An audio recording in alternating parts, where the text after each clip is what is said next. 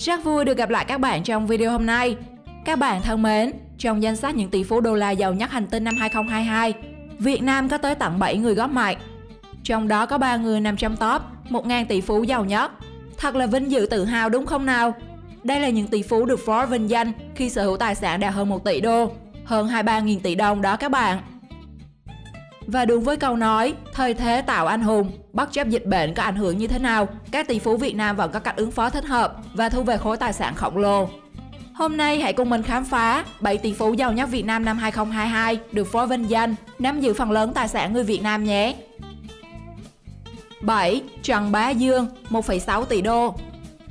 Ông Trần Bá Dương được đưa vào danh sách của Forbes từ năm 2018. Hiện ông sở hữu 1,6 tỷ đô, khoảng 36.800 tỷ đồng, xếp hạng 1.818 các tỷ phú giàu nhất thế giới. Chắc hẳn các bạn đã không còn xa lạ với ông chủ của tập đoàn Trường Hải. Ban đầu công ty chỉ bán xe, sau đó dần lắp ráp cho các thương hiệu nước ngoài như Kia, Mazda và Bogart và sản xuất xe bus, xe tải thương hiệu Việt. Theo hồ sơ của Forbes, đến năm 2021, Thaco Auto tiếp tục đứng đầu thị trường trong nước với thị phần trên 35%, tổng doanh số đạt gần 100.000 xe. Ngoài lĩnh vực ô tô, ông Trần Bá Dương còn lấn sang nhiều lĩnh vực khác như đầu tư sản xuất nông nghiệp, trồng trọt, chăn nuôi, cũng như mở rộng hệ thống siêu thị E-Mart.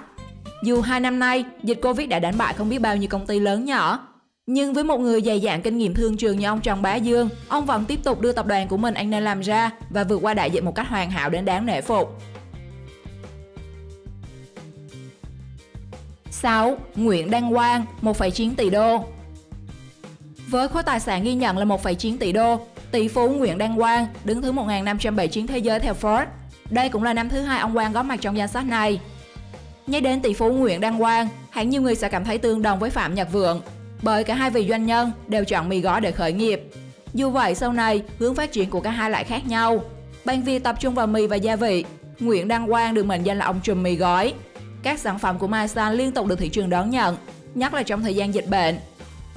Ngoài Masan Group, ông Quang còn đầu tư trong nhiều lĩnh vực khác như khai khoáng, tài chính ngân hàng. Quan điểm trong kinh doanh của ông Quang là: thứ nhất, thị trường luôn đúng, không cãi nhau với thị trường. Thứ hai là phải có niềm tin vào ngày mai.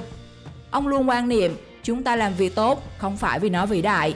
Việc chúng ta làm có ích cho nhiều người thì việc đó sẽ trở nên vĩ đại. Nhờ có đầu óc kinh doanh thiên phú, tư duy và quan điểm kinh doanh thông thái, tỷ phú Nguyễn Đăng Quang đã gặt hái được nhiều thành tựu ngay trong giai đoạn khó khăn của dịch bệnh. 5. Hồ Hùng Anh, 2,3 tỷ đô. Khi hỏi tới Hồ Hùng Anh là ai, nhiều người không khó để trả lời. Ông chính là tỷ phú thứ 5 của Việt Nam, chủ tịch Techcombank lần thứ 4 góp mặt trong danh sách những tỷ phú giàu nhất thế giới của Forbes 2022. Tài sản của ông năm nay tăng lên 2,3 tỷ đô, đứng thứ 1.341 thế giới. Ngoài những đóng góp cho Techcombank, ông Hồ Hùng Anh còn được biết đến là người xây dựng đế chế Masan cùng với ông Nguyễn Đăng Quang. Ông từng nắm giữ chức vụ tổng giám đốc của Masan và là phó chủ tịch hội đồng quản trị công ty. Hiện nay, dù không còn nắm giữ chức vụ gì trong Masan, nhưng ông Hùng Anh vẫn nắm giữ 48% cổ phần. Số tài sản này là thu nhập chính giúp ông có được danh hiệu tỷ phú đô la.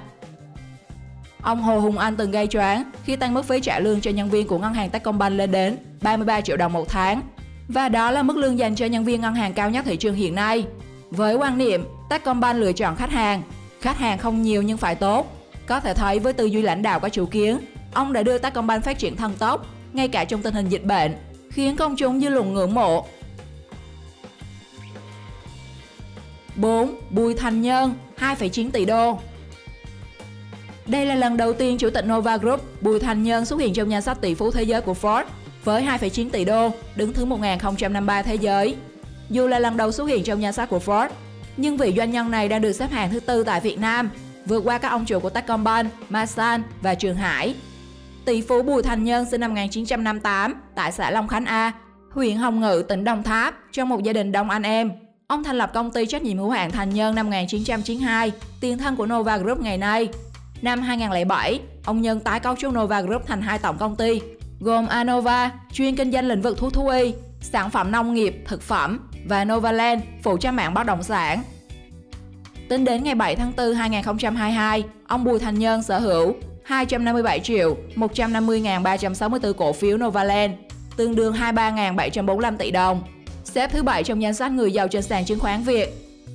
Nova Group do ông Nhân quản lý đang mở rộng các hoạt động trong hệ sinh thái của mình và sắp đưa thêm nhiều công ty con lên sàn chứng khoán.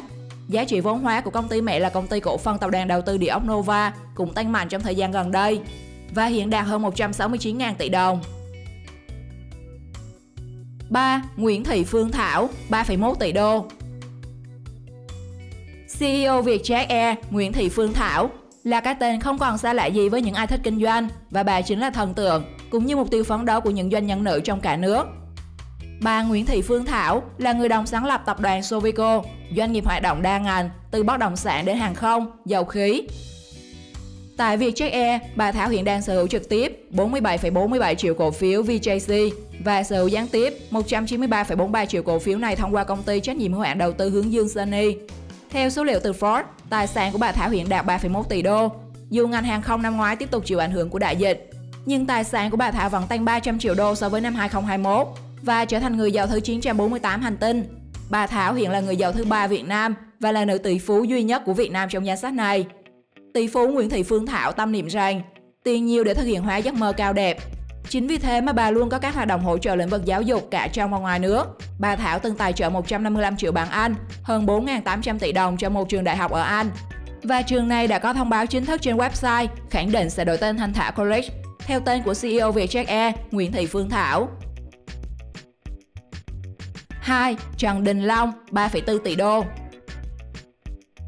Theo dữ liệu cập nhật từ Forbes, giá trị tài sản ròng của ông Trần Đình Long tăng lên 3,4 tỷ đô và lọt vào top 1.000 người giàu nhất thế giới. Ông Long đã xoán qua bà Nguyễn Thị Phương Thảo để trở thành người giàu thứ 2 của Việt Nam. Nếu so với một năm trước, giá trị tài sản của ông Long đã tăng tới 1,2 tỷ đô. Trong 7 tỷ phú Việt Nam, ông Long là người có tốc độ gia tăng tài sản mạnh nhất một năm gần đây. Với khối tài sản này, giúp ông Long xếp thứ 951 trong danh sách người giàu nhất hành tinh. Nếu so với lần đầu tiên xuất hiện trong danh sách tỷ phú đô la của Forbes năm 2018, khối tài sản của ông Trần Đình Long đã tăng tới 2,1 tỷ đô. Nguồn tài sản chính của ông Trần Đình Long được xác định đến từ số cổ phần vị doanh nhân này nắm giữ tại tập đoàn Hòa Phát. Cụ thể thì ông Long và những người thân trong gia đình hiện là cổ đông lớn nhất với hơn 35% vốn nắm giữ. Hòa Phát của tỷ phú Trần Đình Long ghi nhận vốn có lúc lên tới 11 tỷ đô trong năm 2021, tăng gần gấp đôi so với năm trước và lọt vào top 15 công ty thép giá trị nhất thế giới. Ngoài ra, Hòa Phát còn lấn sang lĩnh vực bất động sản, khu công nghiệp và đã khởi công dự án nhà máy sản xuất container Hòa Phát tại Bà Rịa Vũng Tàu. 1. Phạm Nhật Vượng, 6,2 tỷ đô. Ông Phạm Nhật Vượng vẫn là người giàu nhất Việt Nam và đứng thứ 411 trên bảng xếp hạng các tỷ phú thế giới được Forbes vinh danh. Đây là lần thứ 10 ông Vượng góp mặt trong danh sách này. Tuy nhiên, khối tài sản của chủ tịch Vingroup giảm hơn 1 tỷ đô so với năm ngoái, hiện chỉ còn 6,2 tỷ đô. Nguyên nhân do Vingroup chuyển hướng hoàn toàn sang xe điện và tài trợ cho hoạt động chống dịch với hơn 6.000 tỷ đồng. Một nghĩa cử hết sức đáng trân trọng, cho thấy Vingroup đã thực hiện được sứ mệnh của mình là vì một cuộc sống tốt đẹp hơn cho mọi người. Với ông Vượng, chuyện gì đơn giản quá thì làm không thú vị. Chính vì vậy, VinFast hiện tại có kế hoạch đầu tư 6 tỷ đô để mở một nhà máy sản xuất xe điện tại Mỹ, cũng như có kế hoạch niêm yết tại Mỹ trong 1 hoặc 2 năm tới. Các hãng định giá nước ngoài ước tính trị giá công ty sẽ rơi vào khoảng từ 25 tỷ cho đến 60 tỷ đô. Nếu VinFast IPO thành công tại Mỹ với định giá 60 tỷ đô như kỳ vọng, ông Vượng sẽ có thêm khoảng 26 tỷ đô. Và khi đó, tổng tài sản của ông Vượng sẽ trở nên khổng lồ với 32 tỷ đô, khoảng 736.000 tỷ đồng, lọt top 40 người giàu nhất trên hành tinh. Với những gì mà ông Vượng đã làm trong thời gian qua, chúng ta có thể đặt niềm tin người Việt Nam mình sẽ ngày càng vươn cao vươn xa, khiến các tỷ phú thế giới phải nể phục. Vị tỷ phú Việt Nam nào trong danh sách hôm nay là thần tượng của bạn? Hãy comment câu trả lời trong phần bình luận cho mình biết nhé. Xin chào và hẹn gặp lại các bạn trong những video sau.